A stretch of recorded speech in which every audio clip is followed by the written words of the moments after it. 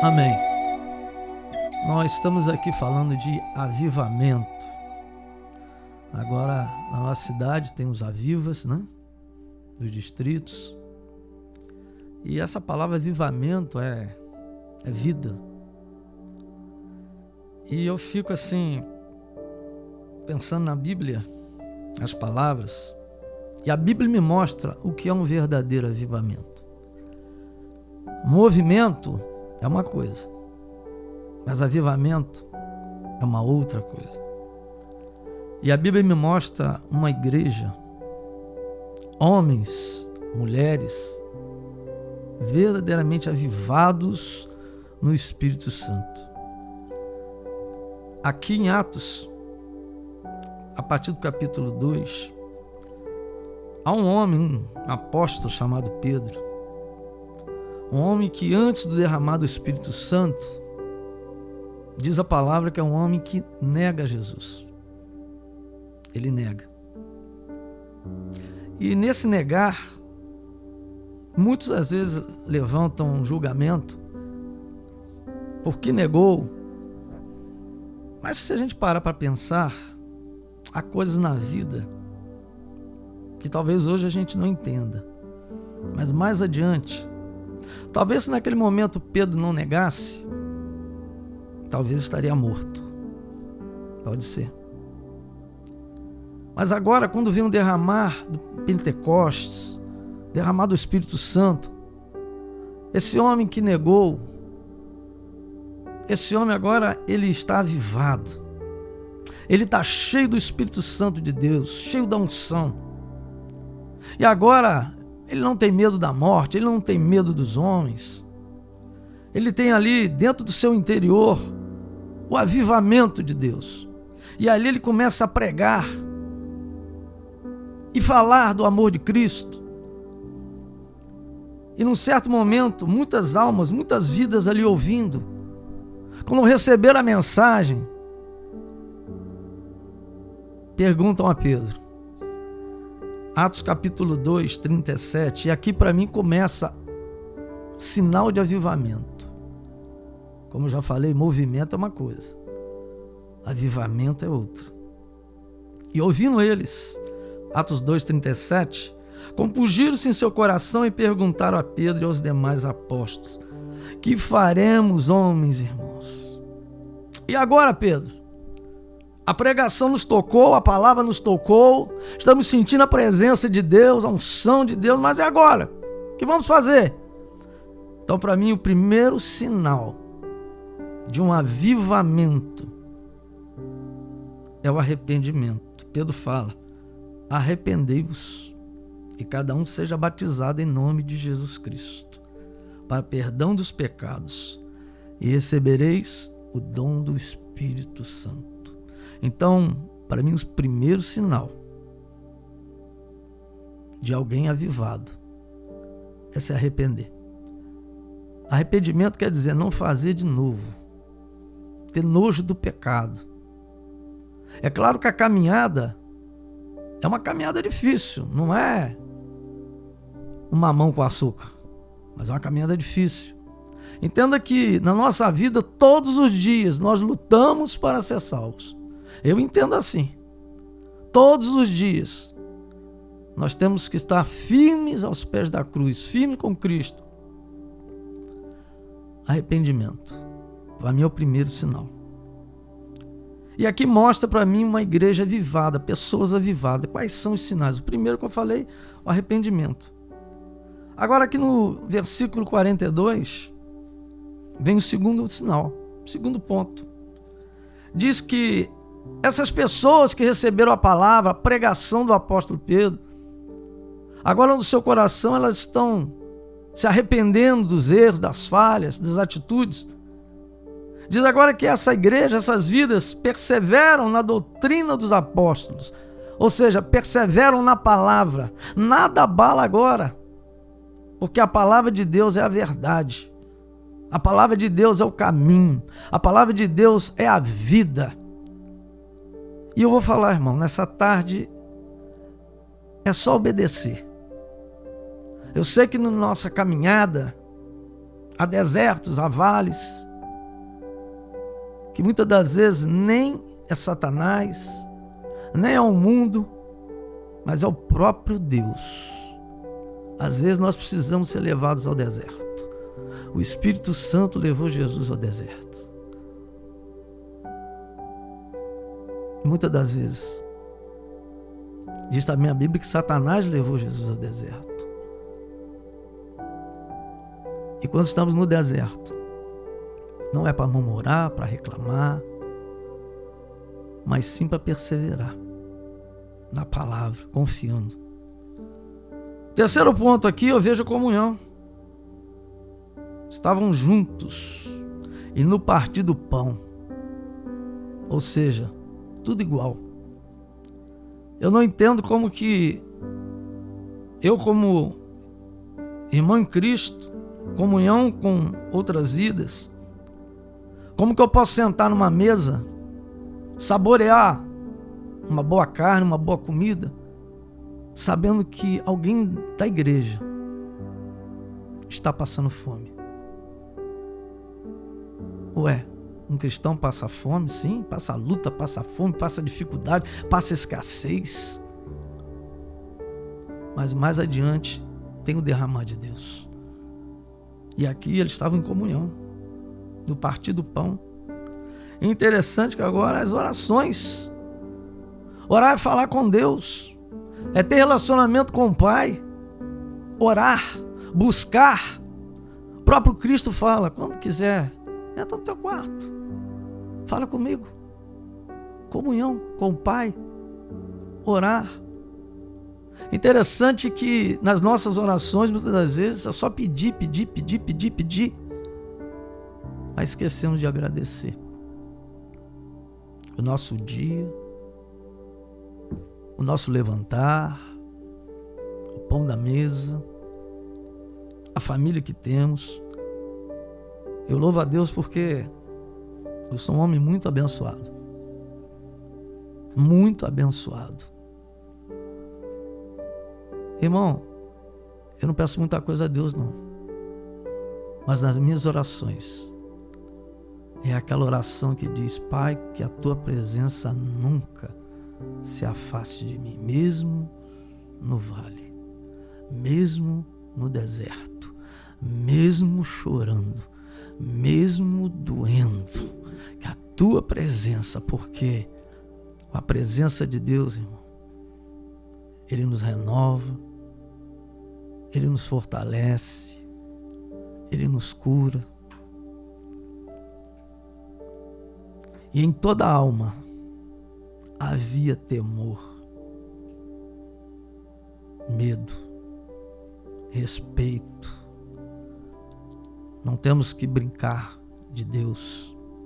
Não temos que brincar com Deus. Seguir a Cristo, ser um homem, uma mulher de Deus, tem que ter temor. Porque Deus está no controle de tudo. Com um sopro, Ele pode acabar com tudo. Então, de Deus não se zomba, de Deus não se brinca. E continuando aqui, são os sinais para mim de um avivamento. Muitas maravilhas e sinais se faziam pelos apóstolos. Entenda que um dia Deus nos chamou como um vaso. Ananias, Deus falou a Ananias: Ananias, Paulo é um vaso escolhido. Como Ananias era, como eu sou, como você é, nós somos um vaso escolhido. Mas entenda, eu estava pregando domingo na igreja sobre o vaso. Davi, ele fala: eu sou um vaso quebrado. O vaso se quebra. Mas quando a gente está na mão de Deus, Deus faz o vaso novo quebrado. E o vaso é para carregar uma ornamentação. E essa ornamentação é o perfume, é o cheiro do Espírito Santo. Haviam sinais, maravilhas. E eu quero dar um rápido testemunho aqui. Ano passado nós, como família, passamos uma luta. A minha esposa, a pastora Marlene, foi diagnosticada com um câncer. Um câncer no intestino, um tumor. E ali, aquela mulher, em momento algum, ela reclamou. Não deixou de ir nenhum culto para Deus. E começaram os exames e até a cirurgia. E quando foi feito todos os exames, o tumor tinha sumido. Não havia mais nada. Avivamento é isso, irmão. Ver as maravilhas de Deus. Ver as curas. As portas abertas, o mover. E ela, hoje, para honra e glória, não passou por cirurgia, hoje ela está curada. E diz aqui, continuando, e todos que tinham fé, que criam, estavam juntos. Juntos. Nós não podemos ser inimigos. Nós não podemos ser indiferentes. Não podemos ser maior que o outro. Estavam juntos, unidade. Porque entenda que nessa caminhada, irmão, ninguém é melhor que ninguém, não. Um dia a gente pode estar lá no alto, um dia a gente pode estar lá embaixo. E aquele que está lá no alto, dê sempre a mão para aquele que está lá embaixo, porque somos um time. Estamos juntos numa caminhada para que um dia estejamos na eternidade com o Senhor. E ali estavam juntos. Se você hoje está sentindo dor, estou junto aqui com você. Amanhã pode ser eu. E continuando. Vendiam suas propriedades e bens e repartiam com todos como havia cada um a sua necessidade. Interessante que... Por que igreja? Tem gente que fala, não preciso ir na igreja. Para que igreja? Só que a igreja é o único movimento no mundo que se unem pessoas tão diferentes. Uns nasceram em lá ricos, outros em pobres. Cada um teve a sua vida, um diferente do outro. Um é alto, um é baixo. Um é pobre, um é rico. Um tem, outro não tem. Mas o que impera é essa unidade. Somente Deus pode fazer pessoas tão diferentes e trazer uma comunhão, trazer uma unidade. Só a presença de Deus. E mais, sinais de avivamento. Perseveravam unânimes todos os dias no templo. As igrejas geralmente têm cultos 2 vezes na semana. E tem irmão que não vai nem num, nem outro. Quando vai, chega atrasado. Eu vou falar, irmão. Você não vai na igreja para buscar bênção, não. Você já chega na igreja abençoado. Nós temos que chegar na igreja já com espírito já de oração, espírito de adoração, já cheio do fogo, cheio da glória, cheio da presença. Eu não tenho que ir na igreja, eu vou te dar uma má notícia, infelizmente. Entenda que o culto não é para você. O culto é para o Senhor. O culto é para Ele. Se está doendo, se não está doendo, se está difícil, se não está difícil, se eu estou no oásis ou se eu estou no deserto, eu tenho que cultuar o meu Deus. E sabendo que quando eu cultuo o meu Deus, aonde, que posição que eu estou, a um lugar que eu estou, Deus vai mover, Deus vai operar, Deus vai agir. A minha fé não pode ser independente das circunstâncias. Hoje eu tenho, então a minha fé está forte. Hoje eu não tenho, agora eu estou fraquinho. Não, irmão. A igreja é um lugar de comunhão, de adoração. E aqui eles perseveravam perseverar, irmão. Perseverar é não parar, é não desistir. Como eu falei, está doendo, continua. Não pare. Eu tenho um exemplo da minha esposa com câncer. Todo culto ela estava lá sempre adorando. Nunca ouvi da boca dela uma palavra de blasfêmia, uma palavra de murmuração, uma palavra de reclamação, nada. Sempre ali trabalhando na obra, confiando no Senhor. O segredo é obedecer. O problema é que às vezes a nossa vontade é muito maior que da vontade de Deus. Hoje eu estou cansado, hoje eu não posso. Irmão, tem momentos na vida que nós não temos que lutar a guerra dos outros. Isso a Mariane ministrando uma vez, guardei isso no meu coração. Tem guerras, tem lutas que não é Satanás, não é o mundo, é Deus tratando. E às vezes a gente não tem que entrar nessa guerra, não. Às vezes tem pessoas que lutam, oram, pedem um emprego, mas quando conseguem, como é difícil agora ir na igreja. Eu estou cansado. Às vezes a bênção, infelizmente, se transforma em maldição. E continuando aqui, partindo pão em casa, comiam juntos. Olha o avivamento. Olha o que é uma pessoa transformada, cheia da presença do Espírito Santo, com alegria, com pureza de coração.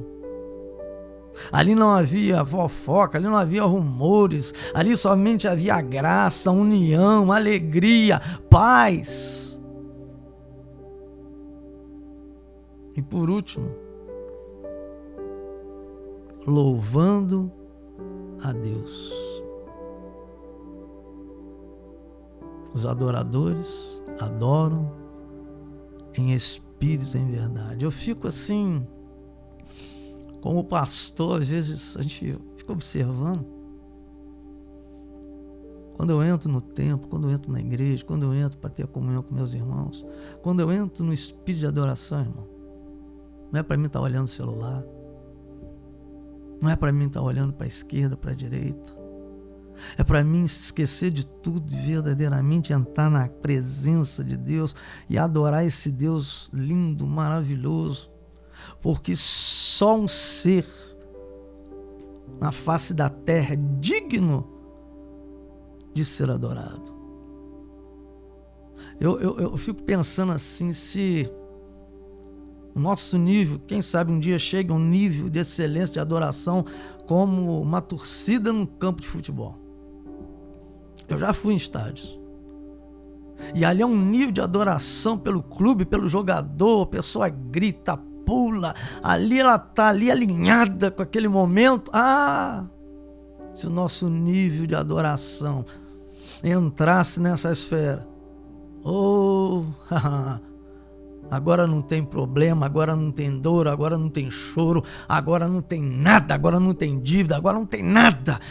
Entrar na esfera de adoração, e aí ali eu vou chorar, ali eu vou vibrar, ali eu vou gritar, ali eu vou clamar aos pés de Cristo. Irmão, com certeza os céus iriam se abrir com maior nível de facilidade, louvando a Deus e caindo na graça de todo o povo. Sabe o que é isso, irmão? Avivamento é testemunho. Sou muito santo dentro do templo, sou muito santo na igreja, dou muita paz do Senhor, mas e fora? Quem sou eu? As pessoas que estavam do lado de fora viam que nessa igreja avivada tinha a presença de Deus. E quando há um verdadeiro mover de Deus, um avivamento de Deus, um agir de Deus, aquele que bebia não bebe mais, aquele que adulterava não adultera mais, aquele que roubava não rouba mais, isso sim, irmão, é avivamento, é transformação, é mudança de vida, caindo na graça de todo o povo. E diz aqui que todos os dias, não é somente quinta, não é somente domingo, não é somente numa quarta. Diz que todos os dias o Senhor acrescentava à igreja aqueles que se haviam de salvar. Sabe o que acontece hoje, irmão? Tem mais enchimento do que propriamente conversão. É um crente pulando para a igreja do outro. Eu não gostei daqui, vou para outra. Eu não gostei do que o pastor falou, vou para outra. As nossas igrejas estão inchadas. mas não transformada. Quando foi o último batismo? Quando foi a última pessoa que recebeu a Cristo como seu Senhor e Salvador? Aqui todos os dias pessoas se convertiam porque viam naquela igreja um verdadeiro avivamento. E é isso que nós estamos pedindo a Deus. Eu falo sempre na igreja, eu peço só uma coisa ao Senhor: que nunca a sua presença saia do nosso meio. Nunca. Hoje os homens às vezes se esquecem disso, que o principal é a glória dele. E para mim isso aqui, essa igreja, é uma igreja que era avivada. Sinais de avivamento. E nós estamos orando pelo Avive Piabas. O Avive Piabas não é para levantar uma placa de igreja. Não. Igreja não salva. Placa, nome. O Avive Piabas é para viver isso aqui, ó, que essa igreja chamada primitiva vivia. Comunhão, união, todos falando a mesma língua, a mesma voz, todos declarando que Jesus Cristo é o Senhor de Piabas, e que possa, com a graça e misericórdia, estar usando a nossa vida. Eu vou terminar, irmão, mas entenda o seguinte: o possível Deus deu pra gente fazer. Quer dinheiro? Quer conquista? Vai estudar. Vai trabalhar. Agora, o impossível é para Ele. E nós vivemos nesses dois mundos. O mundo do possível, que Deus já falou: vai, faz, age. Não é Ele que tem que pregar a palavra. Nós que somos vasos escolhidos pelo Senhor para ir e pregar o evangelho a toda criatura, aquele que crê. Ah, como Deus quer usar a tua vida, irmão. Como Deus quer usar a igreja. Ele já deu tudo, deu poder, deu autoridade, deu palavra, deu unção, derramou o seu espírito. E o que nós estamos esperando? É difícil, é. Nada é fácil. Mas com o Senhor, mesmo como eu já falei, em vales, em desertos, a vitória é certa. E que Deus nos abençoe, Deus abençoe a todos os irmãos em Cristo nessa tarde.